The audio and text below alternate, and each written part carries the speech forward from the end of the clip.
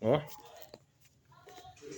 Eu vou te achando que a corrente tava frouxa, né? Frouxa não tá não, ó. Tá bem esticada, mas ó, o esticador. Aqui. Não tem mais esticador. Tinha arrancado essa borracha, acredita? Olha, como é que isso fez arrancada aqui, moço? Será que tava gasta ou não?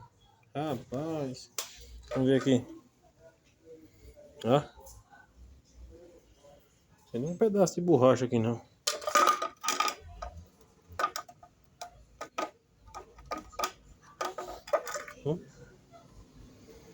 Até que tá limpa, tá? Mas olha ali, ó.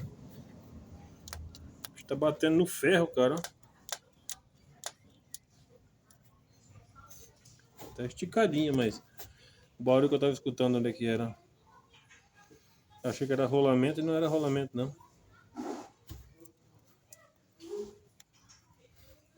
Era só o esticador. Mas eu fui lá ver o preço do esticador, o cara só tinha de um modelo, só de uma marca. E ele falou que não compensa trocar só isso, que é caro. Já vou aproveitar, já vou trocar é tudo. Nossa coroona grande. Trocar o esticador, colocar um novo.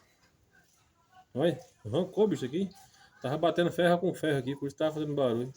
Ia acabar com a corrente. Ainda bem que eu resolvi trocar, né? É isso aí, né?